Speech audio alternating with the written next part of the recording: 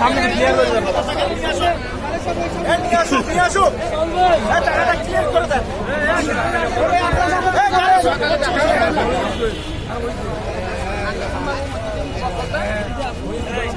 গাড়ি এখানে রাখো